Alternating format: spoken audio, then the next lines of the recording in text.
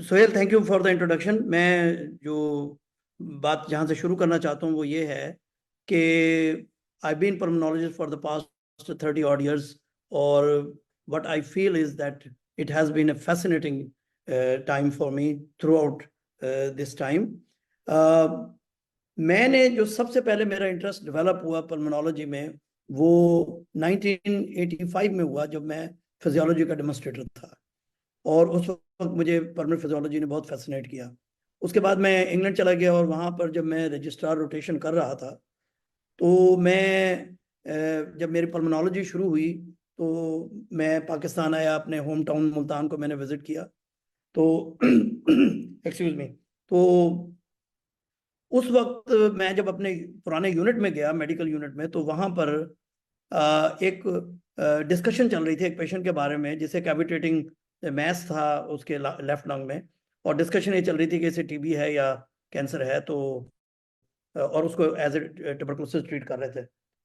तो मैंने उस पेशेंट को देखा तो मेरा ख्याल यह था कि इसकी ब्रोंकोस्कोपी होनी चाहिए और ये प्रॉबली कैविटेटिंग कार्सिनोमा है। अब उस टाइम में जो नियरेस्ट ब्रोंकोस्कोपी सर्विस थी वो लाहौर में अवेलेबल थी, 350 किलोमीटर्स अवे। तो खैर मरीज को वो ब्रोंकोस्कोपी अरेंज करवा दी गई, और ultimately he was diagnosed as a case of cavitating carcinoma. तो at that time I realize कि वो मरीज, उसके लवाहिकीन कितने तकलीफ से गुजरे हैं, और उन्हें सर्विस को हासिल करने के लिए कितना प्रॉब्लम हुआ। और फिर उसके बाद उसका ट्रीटमेंट भी बड़ा मुश्किल से उस वक्त अरेंज करना पड़ा। तो आई फेल्ट कि यहाँ एक पल्मोनोलॉजी का एक गैप है जिसको कि हमें फिल करना चाहिए। तो I went back to UK, और मैंने अपने बॉस से बात की और मैंने कहा कि मैं पल्मोनोलॉजी को एज ए करियर देखना चाहता हूँ, लेना चाहता हूँ। और फिर मेरे बॉस ने मेरी काफ़ी हेल्प की थ्रू आउट। तो that's how I chose pulmonology as a career, and ever since I find it absolutely fascinating. Particularly ये कि आपको मालूम है कि पल्मोनोलॉजी के साथ जो सब स्पेशलिटी अटैच्ड हैं वो बहुत फैसिनेटिंग और बड़ी डाइवर्स हैं। जिस तरह एक तरफ तो क्रिटिकल केयर है, दूसरी तरफ स्लीप मेडिसिन है, इन्फेक्शंस हैं, एलर्जीज हैं, पल्मोनरी ऑन्कोलॉजी है, नॉन इन्वेसिव वेंटिलेशन है, स्लीप मेडिसिन है, and so on so fourth. And finally जो अब हम रिसेंट ईयर्स में हमने देखा है कि there has been quite massive development in interventional pulmonology, and apart from that pleural diseases has emerged as a separate specialty now. और आपको पता है कि अभी रिसेंटली न्यू फेलोशिप भी स्टार्ट हो गई है इंटरवेंशनल पल्मोनोलॉजी में। तो ये सारी चीज़ों ने मुझे बहुत फैसिनेट किया, और मैंने उस ज़माने में यूके में कोई स्ट्रक्चर ट्रेनिंग प्रोग्राम नहीं हुआ करता था, तो हमने अपनी ट्रेनिंग को अपने बॉस के साथ मिलकर डिज़ाइन किया, और फिर जो है बारी बारी मुख्तलिफ मॉड्यूल्स ट्रेनिंग के किए over a period of almost 8 years। And then I came back to Pakistan. और यहाँ पर पाकिस्तान में जो मुझे एकदम जो स्पेस मिली पल्मोनोलॉजी में काम करने की और इसको डेवलप करने की, ये बहुत फैसिनेटिंग था। चैलेंजिंग भी था और फैसिनेटिंग भी था। लेकिन ये है कि अल्हम्दुलिल्लाह हमने साउथ पंजाब रीजन में एक बहुत अच्छी बेस बनाई पल्मोनोलॉजी की। अंडर ग्रेजुएट्स को भी पढ़ाया, पोस्ट ग्रेजुएट्स को भी पढ़ाया। और मैं आपको एक बात बता दूं अपने सुनने वालों को कि जो टीचिंग और ट्रेनिंग है ये बहुत इंटरेस्टिंग और इसेंशियल पार्ट ऑफ हमारा करियर का है। और इसकी वजह से मैं समझता हूँ कि जो अब पल्मोनोलॉजी का स्टेटस है वो माशाल्लाह इस वक्त एट पार है with any big medical speciality के। फिर जब पैंडेमिक आई, पहले H1N1 की आई, उसके बाद एपिडेमिक आई, फिर पैंडेमिक कोविड-19 की आई, तो इसमें भी पल्मोनोलॉजिस्ट का बड़ा मेजर और सेंट्रल रोल रहा, और इसने भी हमारी स्पेशलिटी को बहुत बूस्ट किया।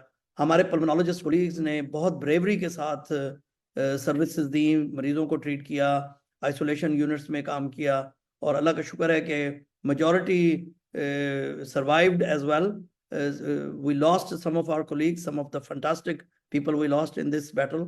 लेकिन ये है कि उनकी कुर्बानियों से और बाकी पल्मोनोलॉजिस्ट की मेहनत से हमारी स्पेशलिटी को बहुत बूस्ट भी मिला, और इसकी जो प्लेस है in the overall specialities of medicine बहुत टॉप पर आ गई। और मैं समझता हूँ कि ये भी एक ऐसा एरिया है जिससे कि हमने बहुत इंटरेस्ट डेवलप किया है इस स्पेशलिटी में।